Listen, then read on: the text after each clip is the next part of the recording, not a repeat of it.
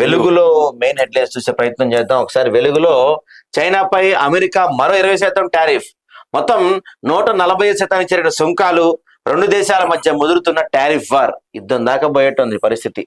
ఇక young India నా brand, విద్య వైద్యం ఉపాధికే ఫస్ట్ ప్రయారిటీ, మహాత్మా గాంధీ స్ఫూర్తితో ముందుకు యంగ్ ఇండియా పోలీస్ స్కూల్ ప్రారంభోత్సవంలో సీఎం రేవంత్ రెడ్డి. ఆ స్కూల్ ఏమంత బాగాలేదు, అంతా రేకులు తప్పే లేవన్న ప్రతిపక్షాలు. మరి ఏంటది? శ్రీశైలం దోపిడికి ఏపీ రాజమార్గం, రైట్ మెయిన్ కెనాల్ లైనింగ్ పనులు మళ్లీ ప్రారంభం. 44,000 నుంచి 90,000 క్యూసెక్కులకు చేరనున్న కెనాల్ కెపాసిటీ పనులు పూర్తయితే రోజు దగ్గర 8 టీఎంసీలు దన్నుకుపోవచ్చండి ఏపీ. పనులు అడ్డుకోకుండా చోద్యం చూస్తున్న కృష్ణా బోర్డ్ కెనాల్ ను 19,000 క్యూసెక్కులతో మొదలుపెట్టి 90,000 క్యూసెక్కులకు పెంచుతున్న ఏపీ.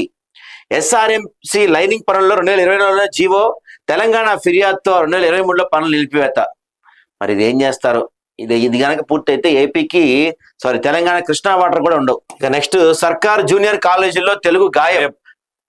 రాష్ట్రంలోని సర్కార్ జూనియర్ కాలేజీలో తెలుగు మాయమయ్యే పరిస్థితులు కనిపిస్తున్నాయి.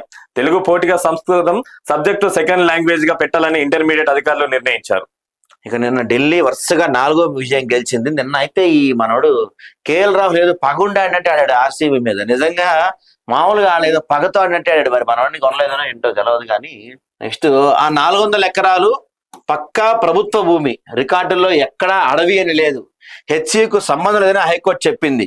కంచె గచ్చిబౌలి ల్యాండ్స్ పై సుప్రీంకోర్టు ఎంపవర్డ్ కమిటీ రాష్ట్ర ప్రభుత్వానికి నివేదిక ఇచ్చేసింది. అప్పుడు వేయలేదు కదా. ఇంకా 1975లోని పరిస్థితులు కూడా ఇప్పుడు అక్కడ లేవని చెప్తున్నారంట. చూద్దాం, దాని గురించి మాట్లాడదాం మనం. చెడుగొట్టు వానలకు పంటలు ఆగం, నేల రాలిన వరి మొక్కజొన్న, రాలిన మామిడి కాయలు, గాలి దుమారానికి కూలిన చెట్లు, విద్యుత్ స్తంభాలు, పలు జిల్లాల్లో కరెంట్ సరఫరా అంతరాయం, పిడుగుపాటుతో ఆ స్టూడెంట్ పశువులు కాపరి మృతి.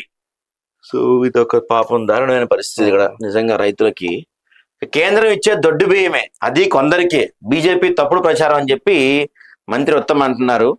ఇక ఎన్ఐఏ కస్టడీకి తహూర్ రాణా, 26/11 ఉగ్రదాడి సూత్రధారిని అమెరికా నుంచి స్పెషల్ ఫ్లైట్ లో తీసుకొచ్చిన ఆఫీసర్లు ఢిల్లీలో ల్యాండ్ అయిన తర్వాత హై సెక్యూరిటీతో ఎన్ఐఏ సెల్ కు తహూర్ అంట. సో ఇవి వెలుగులో మనకు కనపడుతున్న వార్తలు.